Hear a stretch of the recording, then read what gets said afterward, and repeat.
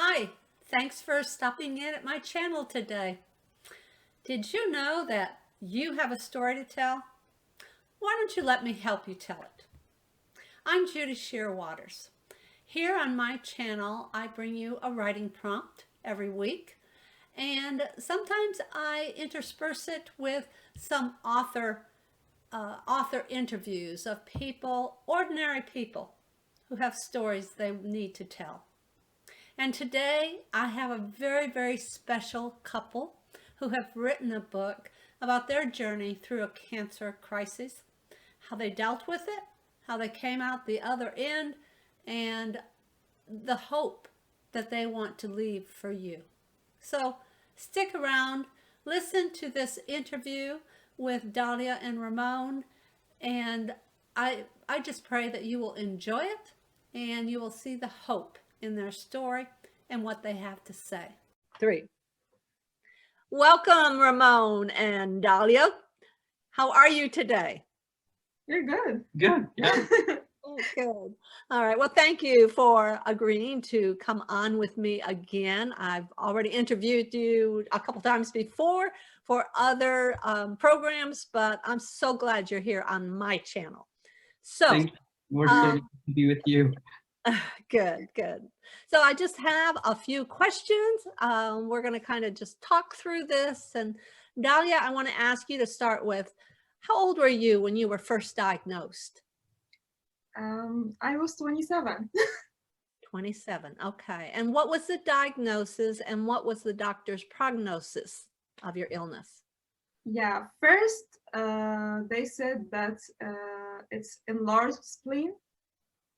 Then when they take my spleen off, they did splenectomy, they found it's spleen sarcoma.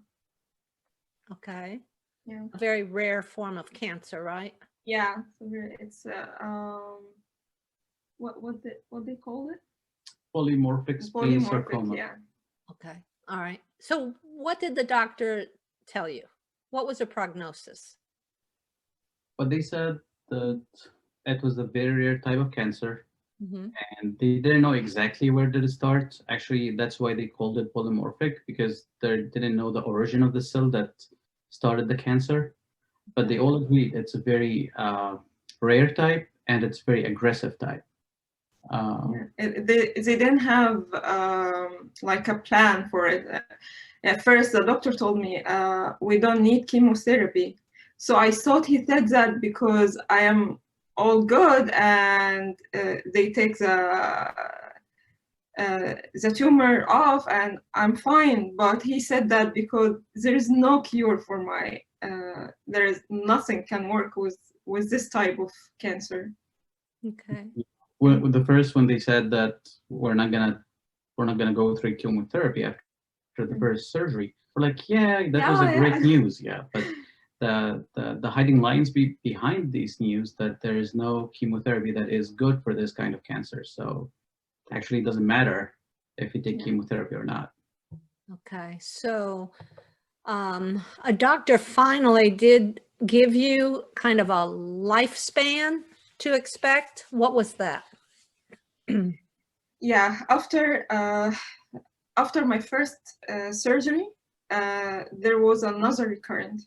And that happened after the recurrence. Yeah, in less than 4 months. 4 months. Yeah, it came in the same spot with the same mass. So they have to do like an immediate surgery, and in the same week they told me that there's a recurrent and you have to do surgery this week. So I did another surgery, and so they came telling me that we will try to do this type of chemotherapy in you, but it's a total different chemotherapy from anyone you heard of. Like usually cancer patients, when they take a chemotherapy, the session used to be 1 hour, 2 hours. The maximum is 6 hours. For me, they will try a combination of chemotherapy, and it will be every session 5 days, 24 hours. Oh, wow. Yeah. And so I after I I finished the second surgery, we have to meet the oncologist, the head of the team. So he told me, so that's your decision. You can try this chemotherapy, but it's super aggressive. You will lose your hair, your teeth, your nails, and everything. And there is a very, very low percent of there is no surviving. Like, so it's your choice. You can live like from 3 to 6 months, or with your shape like that, and you can keep your beauty, your hair, everything, or you can take the chemotherapy and you will eventually die anyway, but you will lose your hair and you will endure a lot of pain. And so it was so bad. Yeah. What was your first reaction to that news? Remon, let me go to you. How were you feeling when you first heard that?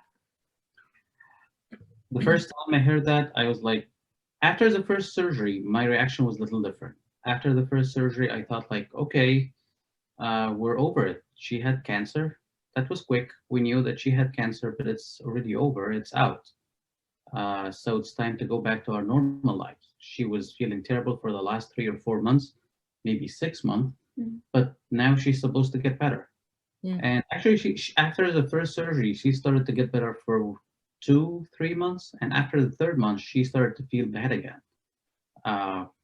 So when the first recurrence happened, okay, cancer now is in our lives. So it's not something that is over. No, it keeps coming back. And as Dalia said, the doctor was like, okay, so he was so blunt about everything. Like this cancer that keeps coming back in 4 months, and it's a very rare and aggressive kind of cancer. There is no treatment for it, and even if we try something, it's going to only extend your lifespan. It was hard on me to believe that. So I was in some sort of denial. I can say that I pushed Dalia a lot through this phase. Honestly speaking, when I look at myself now, I feel like that was too much. Considering the pain that she went through, like I never imagined that the treatment would be this painful. But I was like, no, even the guy said that it's 87% chance that the cancer will end you, and there is 13% chance that the chemotherapy will save your life. So 13% chance success. And I was like, okay, I told myself, so okay, cancer studies are made on people that are old in age and they have metastasis. So you're not still in this phase yet. You have a localized cancer. It's not spread over your body. So maybe your chances can be, instead of 13, can be 33 maybe, considering your age, considering your localized cancer, because they don't split them in the study. They just collect the numbers. I tried to convince myself that we have better chance than everybody else. Your body is better equipped to fight cancer. I kept telling her that. I kept modifying the facts to suit what I want to believe. And I pushed Dalia towards the treatment. I didn't force her. But I never accepted the chance that, okay, we're going to give up and live together for a year or two. I was pushing towards the treatment, but the doctor wanted her consent to go through the treatment. They wanted to hear the words from her. You can't. I didn't want Remon to remember me like a ghost me, like without hair. And when I took this treatment, even my skin was falling apart. My nails, some of my tooth fall, and I look like my sister when she saw me. Like, oh my gosh, that's not my sister. She's a ghost. Like, I didn't want him to remember me like that. And all my family is in Egypt, so when he told me like you have from 3 to 6 months to live, I was in a very bad situation because I needed to see my family, and I needed to stay with Remon, and I needed them to remember me like in a a very good version of me. So, and when the doctors, like all of them, we take a second opinion, third opinion, all of them are saying the same thing. Like there is no way out, and it keep coming back so fast. So don't expect that you will live. So that was our situation. And I know, Remon, and I'm mispronouncing your name again. We just talked about this before we started the recording, but it's a habit. Remon. I know that's not right, but anyway, I know other than your concern and your love for Dalia and trying to encourage her, you had so much else going on in your life at that time. Can you tell us about, your studies, your pharmaceutical, your job, everything that was taking care of the house and all? Can you explain what that meant for you as the support, that loving support behind Dalia, who had so many other things going on at the same time? When cancer comes to your life, it doesn't come as just the disease or just the pain. But there's a lot of stuff that also included in this. First of all, at this time I was still studying for my pharmacy license. I had passed 2 tests, and I had my final test that I was preparing to. So I had to study. When the first time Dalia had a surgery, she stayed at the hospital for a couple of weeks, and I was studying next to her bed. I had to take 2 weeks off, and I wasn't a full-time yet, so that was like cut off my paycheck these days. So now there's rent has to be paid. When we first came out of the hospital, there was a hospital bill that has to be paid. So you start receiving some ugly mail. You start seeing the hospital bill, you start getting ready to pay your rent, and you don't have enough money on hand to pay all these at the same time. And you have to keep working to pay these bills. Okay, we live by ourselves. Our families are far away across the ocean, and someone has to take care of Dalia. So you have several choices here, but you have to do all of them at the same time. You have to pay your bills, you have to work to pay your bills, you have to stay with your sick wife, but you have to work. You have to study so you can finish your license. So I had to juggle between all these stuff at the same time. But the best thing happened to us that Dalia's sister decided to come and help us. So Dalia's sister Naveen, Max was here. Max was here after the first surgery. Dalia's sister came here after the second surgery. Both of these marvelous people in my life helped us cross them. They helped Dalia, but I feel like they were helping me because they gave me time to take care of other stuff. They were basically with Dalia all the time. Dalia wrote about this a lot in her book, and about the feeling that Mais gave her, the support that Naveen gave her when she left her 2 young kids in Egypt. Leaving 2 kids at school age for a couple of months, it's not an easy thing for a mom, but she did it to be here with her sick sister. But what they did is just they took care of Dalia for me to take care of other stuff. Sure. Good. And I was going to ask that about your support system other than Remon, but as good as, you had Maze, a very dear friend who came in and helped you. You had your sister who spent time with you. But then you also experienced the other side of the story where there were well-meaning friends who, or maybe acquaintances, who, wanted to encourage you maybe, but said the wrong things. How did you cope with that for both of you? How was that to, because it's hard. I know sometimes people do want to encourage those in pain, those who are sick, and yet they say the stupidest things. So, how did you handle it? First, I was so angry. Like, how dare you say these things to me? Like, I was in a very, very bad situation, and your words keep crushing me. But at this time, I was reading the book of Job. Mm. And that was super helpful. You can imagine. Like, I start to realize that people never changed. Like, from 1,000 years until that day, they are the same. Mm. It's literally they were saying the same words to me. So, and maybe they are really genuine. Like, they needed to help me, but in a very wrong way. Right. So I started to think about other people who are in pain. They have to face all these type of people. So I start to write about the different types of people you will meet when you are in pain. Yeah, so I put them in 4 categories. I started to read their messages here, answer the phone calls.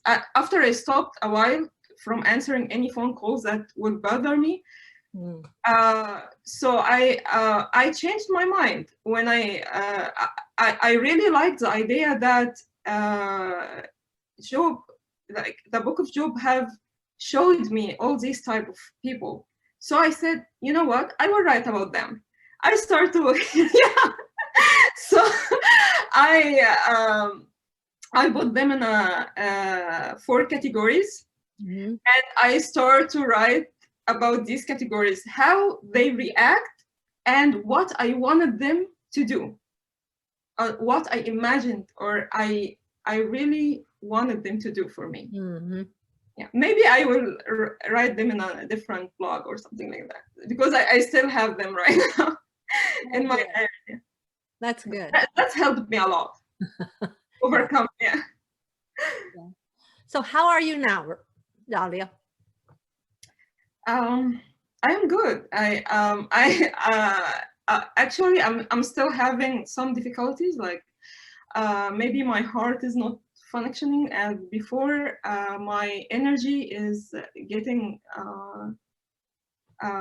reduced. Like maybe now it's 60%. Mm-hmm. So, but I can walk. I can go to work. Maybe it's a part time, but I'm trying to get back. Like I'm trying to do exercising, but in a very like I'm trying. Like I still have, because I don't have my spleen. I don't have a lot of parts of my body now. So I have to substitute it with medications and vitamins and different lifestyle. So Sure. I keep writing and I keep like studying and working. Good. And you've been in remission now, I think in May, it'll be 2 years. Is that right? Yes. That's awesome. That is awesome. So what made you want to write a book about this, Dalia? You lived through it. Why would you want to write a book now about it? Yeah. You know, before I started this whole thing, I was applying to get my master's degree in counseling. Mm-hmm.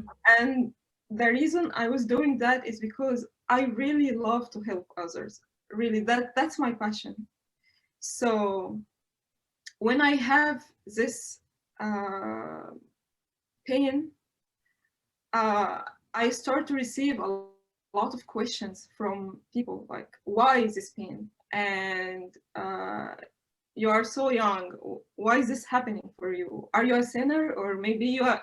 So I started to receive a lot of questions, and I wanted to write about the whole journey, the ups and downs, the time when I was so encouraged, and the times when I was so depressed. Mm-hmm. I wanted to help people at the same age who are facing the same pain. Maybe my experience will like give them hope, because they told me that you have 3 to 6 months to live, but here I am. I'm in a remission, and you don't have to give up. And I really feel your pain. I really feel, I wrote about everything. I wrote about the pain, the time when I was trying to give up, and the times when I was so hopeful. So that's why I needed to help. Good. It's So who is go ahead, Ramon. Sometimes they felt like, okay, she is giving up, and other times she was very hopeful and lifted by God's word. Um, so it's okay sometimes to feel very encouraged and sometimes to feel very desperate and you want to end it now. So it's normal. It's gonna happen. You don't have to be like 100% courageous all the time. Sometimes you should allow your weakness and know that it's normal to be able to meet your fears and overcome it. Right. So your intended audience is for people in any kind of pain, right? And their support system. Is that right? Yeah, like if you are facing any pain, that my book is for you. If you have any questions about your purpose in life, your existence, my book is for you. It's also for the caregivers, because it's have the caregivers perspective, Remon and my friend Mais and my sister Naveen, and how they face like their the burden they will have when they have someone in pain. And yeah. So I love the way it's written because it comes from Dalia's viewpoint, and then it comes from the loving caregiver's viewpoint. Ramon was able to write, and he's a budding writer himself. So that's awesome. I'm so glad that he took part in this. So your book is in paperback. It's an ebook. It's now an audiobook, or will be by the time our video comes out. So I'll put the links down below in the show notes so that you'll have all those links. Can you hold up your book there so we can see what it looks like? It's a beautiful cover. Your pain is not a waste. We talked quite a bit while we were putting this book together, right, about the title, and Dalia was Dalia was so determined this was her title. So that was awesome, and it turned out beautifully. So that is very nice. Now what? Will there be another book? Yeah. Yeah, there is something in the horizon now, but I will I have the main idea, and maybe I will start to write the chapters, and yeah. Okay. But it's not about cancer. Okay, all right. It's something else. And what would you say to others, Dalia, who have a story to get out, but they're afraid to write it? What would you tell them? They have to know that your experience is very unique and it's good enough to write it down. I really didn't imagine the reaction and the emails I received from some readers, that how my book changed their lives and how they now they have a new hope. I did not expect that. At the beginning, I was writing this just for me, to keep my experience, to seize the time. I really needed to did not waste, because it's like over 3 years, and I have experienced a lot of stuff. I didn't expect to like, I didn't imagine that others will read this. But when I publish it and I start to receive messages, and I even got a message from prisoners. Oh my goodness. Yeah, they a guy from a prison who read my book, and he really liked it, and he shared it with others. So 80 prisoners read it, and they sent me a letter with my friend in a Bible study, and it was so uplifting that, like, how you endure all this, you give us hope, and you changed our point of view, you changed our perspective. I was so happy reading this. I never expected that. So awesome. you never know. Just write it down. You have nothing to lose, you know? That's right. Very good. That's awesome. Very good. Okay, so January 7th, I know is your birthday, Dalia, but it's also another very special, has a very special memory for you too. What would that be? Yes, we got our citizenship. Citizens at Yes! Dalia's birthday. Yeah, it was my birthday, and the day we say the oath, you know. Yes, the day we took the oath Yeah. at the ceremony. We are like officially Americans now. Well, congratulations and welcome. Welcome. Thank you. Great people to join the United Thank States. you. So happy about that. And before we close up here, I want to leave our audience with a writing prompt. So I'm trying to think of one. Perhaps, Dalia, tell me what you think of this. Think back of a time, and I'm talking to our audience now, think back of a time when you were sick or you had an illness in your life. What are some of those emotions that you can remember going through? And now, maybe a few years later, and now looking at it, what do you think, why do you think you went through that time?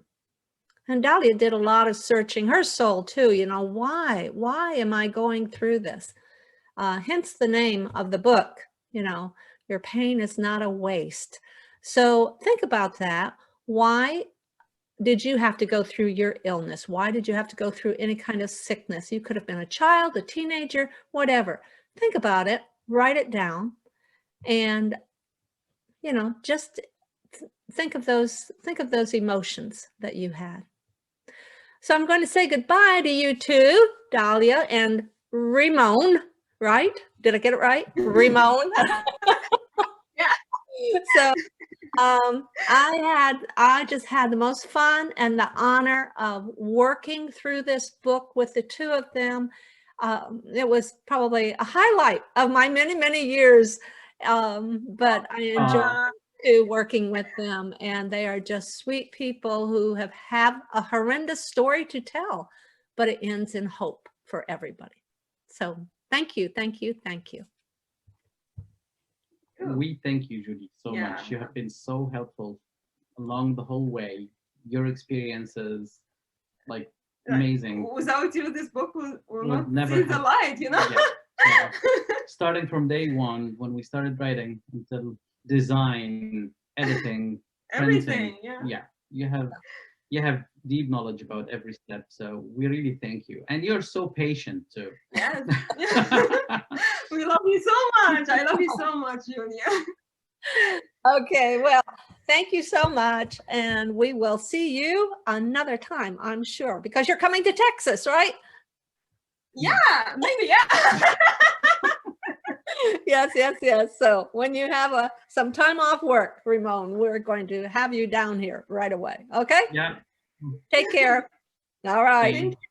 Bye. Bye. I hope you enjoyed your time with us today. I'll leave a link down below in the show notes to Dalia's book on Amazon, ebook, paperback, hardback, and I believe the audiobook is up now also. If you enjoyed this video, would you please go ahead and click the like button, subscribe to my channel, and maybe leave a comment of encouragement for Dalia and Remon. And so until next time, I'm Judy Shearwaters. You have a story to tell too. Let me help you tell it.